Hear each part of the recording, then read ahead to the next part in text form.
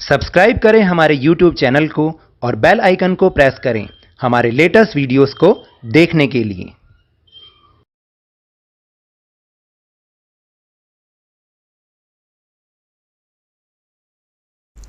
Hello and welcome to Lavneesh sir की class.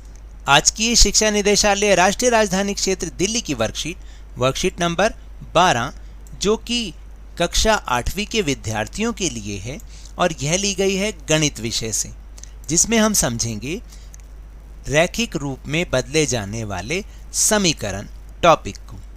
यानी आज जो हम पढ़ेंगे उसमें हमें क्या करना पड़ेगा कि जैसे पिछली वर्कशीट में तो हमने सीखा था कि रैखिक समीकरण को हल करते कैसे हैं। आज हम सीखेंगे कि पहले किसी समीकरण को हमें रैखिक रूप में बदलना पड़ेगा और फिर हमें उसको हल करना पड़ेगा। तो चलिए शुरुआत करते हैं मेरे साथ और समझने का प्रयास करते हैं। प्रिय विद्यार्थियों, हमने पिछली वर्कशीट में रैखिक समीकरण के बारे में पढ़ा था और जाना था कि इसे कैसे हल किया जाता है। लेकिन कुछ समीकरण ऐसे होते हैं जो रैखिक रूप में नहीं होते हैं, तो इस वर्कशीट में हम यही सीखेंगे कि उसे रैखिक रूप में कैसे लाया जाता है और फिर कैसे हल किया जाता है। क्या आप रैखिक और अरैखिक समीकरण के बीच अंतर पता करेंगे? तो बिल्कुल पता करेंगे और हम जानते भी हैं, जानना भी चाहते हैं कि आखिर रैखिक समीकरण तो हमें पता है, लेकिन अरैखिक समीकरण कौन सा होता है और उसे हमें पहले रैखिक समीकरण में कैसे करना है, फिर कैसे हमें उसे हल करना है। तो इस सारणी को जरा हम गौर से देखते हैं। जो रैखिक रूप में समीकरण होते हैं ये तो हमने पिछली वर्कशीट में समझा था कि उसकी दो साइड्स होती हैं, एक को हम बायां पक्ष कहते हैं, एक को दायां पक्ष कहते हैं, और दोनों ही पक्ष बराबर होते हैं, इसलिए बराबर का निशान लगाया हुआ होता है। और दोनों में ही क्या बोलते हैं, एक ही चर होता है, यानी एक ही वेरिएबल होता है। जैसे 9x जमा 6 और उसके बराबर है 7x जमा 8। लेकिन जो समीकरण रैखिक रूप में नहीं होते उन्हें हमें रैखिक रूप में लेकर आना होता है। जैसे कि अगर आप देखेंगे ये वाला समीकरण x जमा 7 बटे x जमा 2 बराबर 3/4, तो पहले हमें इसे रैखिक समीकरण बनाना पड़ेगा, फिर हल करना पड़ेगा। इसी तरह से जो रैखिक रूप में समीकरण इस तरीके से भी होता है कि 2x जमा 3 ब्रैकेट 3x जमा 5 बराबर 6x जमा 9, और इसमें हम क्या करते थे कि इस 3 को पहले इस 3x से भी गुना करना पड़ेगा जब हम ब्रैकेट खोलेंगे, और इस 3 को हमें 5 से भी गुना करना पड़ेगा। लेकिन फिर दोबारा देखें कि अगर ऐसा समीकरण हो 3x जमा 8 बटे 7x जमा 2 बराबर 7/8, तो ये रैखिक रूप में नहीं है। पहले हमें इसे रैखिक रूप में लाना पड़ेगा, और लाने के लिए कैसे हल करेंगे वो अब हम देखते हैं। जैसे पहला उदाहरण है प्रश्न नंबर 1, x जमा 7 बटे x जमा 2 बराबर 3/4। इसको पहले हमें रैखिक समीकरण में लाना है। तो सबसे पहले जो प्रश्न में होता है उसको हमें एज इट इज आंसर में सबसे पहले स्टेप के रूप में लिखना होता है। फिर हमें दूसरा मेन जो स्टेप करना है वो क्या है, हमें इनकी वज्र गुना यानी इंग्लिश में कहते हैं क्रॉस मल्टीप्लिकेशन करनी पड़ेगी। यानी 4 को इससे गुणा करना है और x जमा 2 को 3 से गुणा। इस तरीके से हमें क्रॉस मल्टीप्लिकेशन गुणा करनी है हमें। तो जब हम 4 को इससे गुणा करेंगे तो 4 ब्रैकेट में x जमा 7 लिख देंगे और सामने की तरफ 3 से गुणा करेंगे x जमा 2 को। अब जब हम ब्रैकेट खोलते हैं यहाँ पर कोई चिन्ह नहीं होता, तो 4 को हमें x से भी गुणा करना है और 4 को हमें 7 से भी गुणा करना है, जो कि हमने यहाँ लिखा हुआ है। और इसी तरह सामने 3 को x से गुणा करना है और 3 को हमें 2 से भी गुणा करना है। तो 4x बन जाएगा, 4 को 4x से गुणा करेंगे और 7 से 4 को गुणा करेंगे तो 28 बन जाएगा। 4x जमा 28 एक तरफ हो गया और सामने राइट हैंड की तरफ दाएं तरफ 3x जमा 3 दूनी 6, 3x जमा 6। ये अब तो बन गया ना रैखिक समीकरण। अब हमें क्या करना होता है, जो x वाली संख्याएं हैं उन्हें एक तरफ, जो बिना x की संख्याएं उन्हें एक तरफ। जब हम साइड चेंज करते हैं, मैंने पिछली बार भी बताया था, हम साइन चेंज कर देते हैं। जो जमा का होता है वो घटा का, जो घटा का होता है वो जमा का, जो गुणा का होता है वो भाग, और जो भाग होती है वो गुणा। तो x को जब हम इधर लाए प्लस के 3x को इधर लाए तो वो माइनस का बन गया, और 28 को जब हम उधर लेके गए सामने की तरफ तो वो जो प्लस का था वो माइनस का बन गया। तो 4x में से 3x गए यानी 1x मतलब x, और जमा का 6 है और घटा का 28। तो जब विपरीत चिन्ह होते हैं तो घटा ही होती है, लेकिन साइन उसका आता है जो बड़ा होता है। तो 28 में से 6 गए 22 लेकिन माइनस के 22, तो x का मान आ गया -22। देखो निकालना आसान है या नहीं बताओ अब। तो आप इसे स्टेप बाय स्टेप करेंगे तभी आपको नंबर भी मिलेंगे और आपको समझ भी आएगा। अब हम इसकी जांच भी करके देख लें। अगर हमें ये देखना है कि भाई जांच करके कि क्या हमारा उत्तर सही है या नहीं है, तो कैसे करेंगे? इसके लिए हमें ये ध्यान रखना है कि जो LHS यानी लेफ्ट हैंड साइड है और जो राइट हैंड साइड है वो दोनों बराबर आनी चाहिए। तो अब हम x की जगह 22 रख के -22 रख के देखते हैं जो हमारा शुरू वाला क्वेश्चन था। तो x की जगह -22 जमा 7 हो जाएगा और नीचे हो जाएगा -22 जमा 2। तो जब विपरीत चिन्ह करेंगे तो हम घटाई, लेकिन साइन उसका आएगा जो बड़ा होगा। तो 22 में से 7 गए 15 और 22 में से 2 गए 20, तो बना -15 बटे -20। और इसको जब हमने और सिंप्लीफाई किया, सरल किया, तो कितना आया 5 चौक 20 और 5 तिया 15, तो उत्तर आ गया 3/4। तो यहाँ पर भी 3/4 था या नहीं, यानी इसका मान भी 3/4 और सामने भी 3/4। इसका मतलब हमारा उत्तर बिल्कुल सही है। अब एक और उदाहरण, प्रश्न नंबर 2। ये है शाब्दिक समस्या और इसको हल करने के लिए यहाँ पर कुछ टिप्स भी लिखे हैं। तो पहले हम टिप्स पढ़ लेते हैं। पहला, शाब्दिक समस्या को 2 या 3 बार हिस्सों में पढ़ना चाहिए, यानी पहले हमें पूरी सब जितनी भी शाब्दिक समस्या है उसको 2 या 3 बार पढ़ना चाहिए, तब हमें समझ में आता है कि हमें दिया क्या हुआ है। जिसे ज्ञात करना है उसे तो हम x मान लेते हैं, यानी जिसको हमें ढूंढना है, फाइंड करना है, और x या अन्य चर के रूप में लिख देते हैं। x रख सकते हैं, y रख सकते हैं, z रख सकते हैं, कुछ भी। और फिर तीसरा स्टेप है उनके बीच संबंधों को चरणबद्ध तरीके से लिखना, यानी जो संबंध उनके बीच आपस में उनको लिखना और समीकरण बनाना। तो चलिए अब देखते हैं ये वाला उदाहरण, प्रश्न नंबर 2।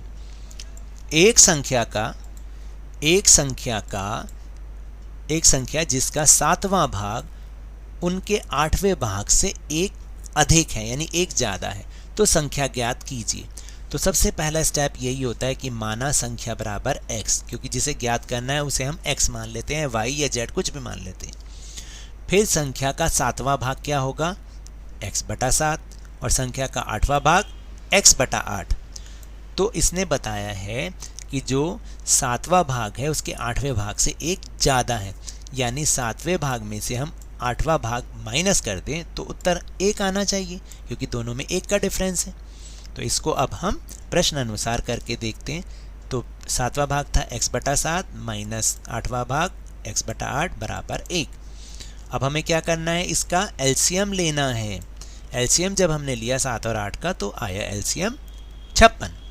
तो 7 8 56, तो ऊपर 8 की गुना किए 8x, और 8 7 56, ऊपर 7 की गुना करी तो 7x। 8x घटा 7x बटे में 56 बराबर 1 है। अब हमें क्या करना है? क्रॉस मल्टीप्लिकेशन करना है, जैसे पहले समझाया था आपको। तो 56 को 1 से गुणा करेंगे और 1 के नीचे भी 1 लगा दो, 1 को इससे गुणा करेंगे। तो 8x में से 7x गया x बटे में 56 बराबर 1। या तो ऐसे कर लो या सामने करोगे तो यहाँ पर x बराबर 56 ही आ जाएगा और x की वैल्यू 56 आ जाएगी। अब हम अभ्यास के प्रश्न करते हैं, तो इसलिए आप अपनी मैथ की नोटबुक निकाल लीजिए।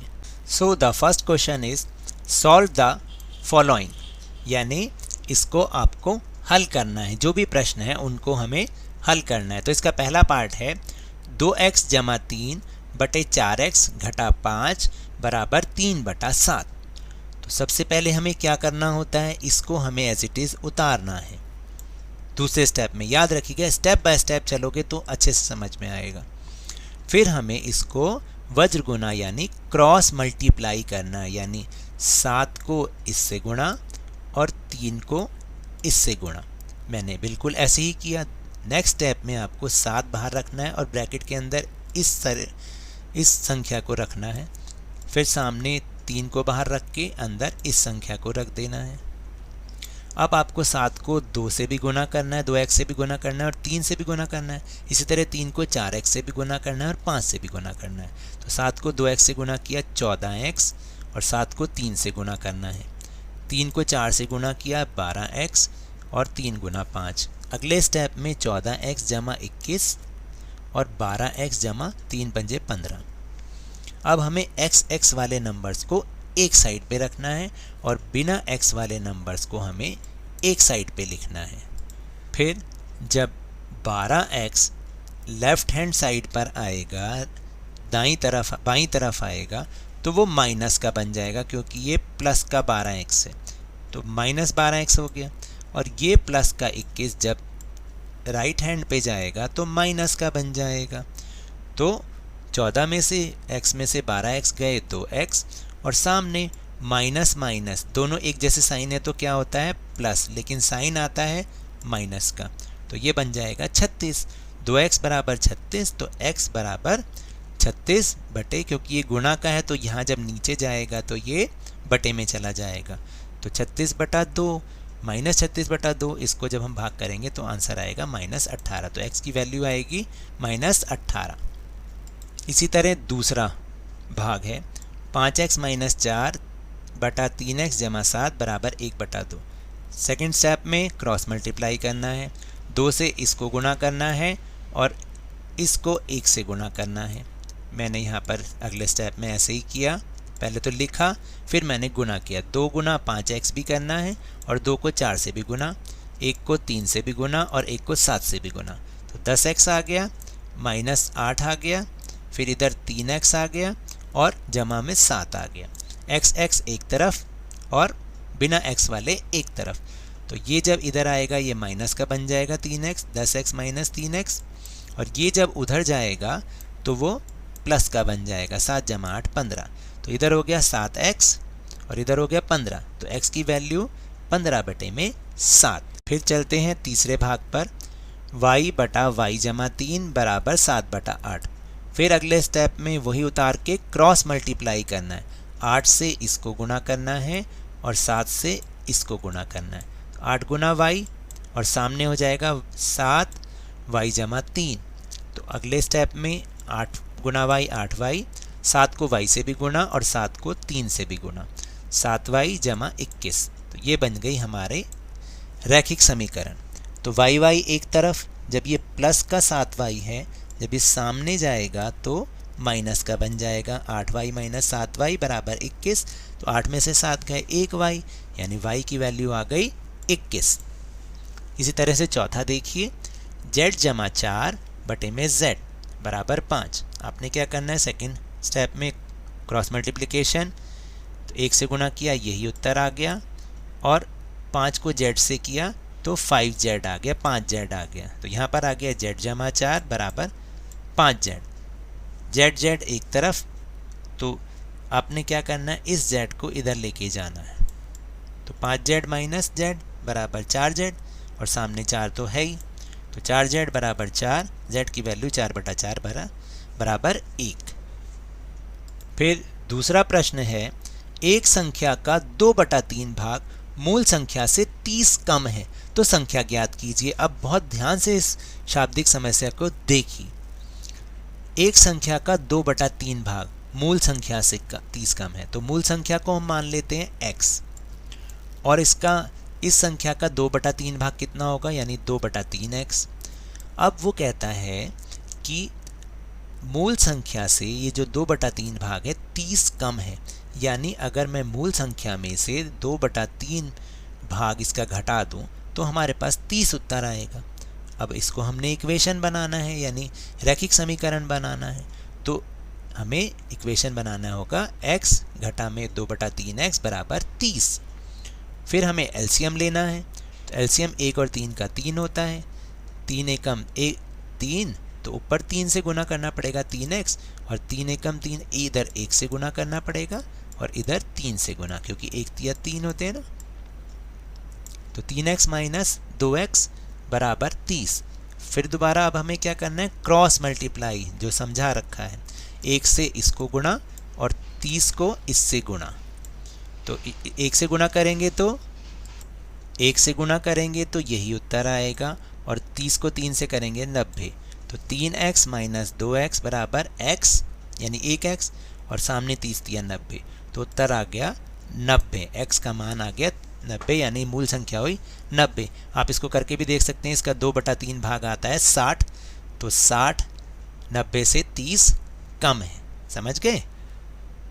फिर तीसरा और आखिरी प्रश्न है, एक संख्या में से उनके छठे भाग को घटाने पर 25 आता है, तो संख्या ज्ञात कीजिए। तो संख्या को तो मान लेते हैं x, और फिर बोला उसके छठे भाग को घटाने पर, तो x का छठा भाग क्या होगा, x/6। तो x में से अगर हम x/6 को घटाते हैं तो 25 आता है, तो ये बन गए हमारा रैखिक समीकरण। अब आपको फिर से एलसीएम लेना है 1 और 6 का, तो 6 1 6 6, तो ऊपर 6 से गुणा कर दी, और 6 एकम 6, तो ऊपर 1 से गुणा कर दी। तो 6x घटा में 1x बराबर 25/6। तो अब आपको फिर क्रॉस मल्टीप्लाई करना है, तो इसको जब हम 6 से गुणा करेंगे और इसको हम 1 से गुणा करेंगे, तो सामने तो आएगा 5x, और इधर हो जाएगा 25 गुना 6 150। 5x बराबर 150, x की वैल्यू 150/5 बराबर 30। हमें क्या करना होता है, क्योंकि गुणा का है इसलिए जब ये सामने जाता है तो भाग का बन जाता है। तो ये तो थी आज की वर्कशीट। अगर मेरे इस तरह समझाने से आपको थोड़ा सा भी समझ में आया हो तो इस चैनल को ज़्यादा से ज़्यादा सब्सक्राइब कीजिए, लाइक कीजिए और बहुत ज़्यादा शेयर भी कीजिए। और हाँ, मेरे साथ इसी तरह वर्कशीट को समझते रहिए, लेकिन ध्यान और मन लगाकर पूरी मेहनत के साथ पढ़ते रहिए। और अगर आपको कोरोना वायरस से बचना है तो अपने हाथों को नियमित रूप से साबुन और पानी से धोते रहिए, क्योंकि जब तक दवाई नहीं तब तक कोई ढिलाई नहीं। धन्यवाद।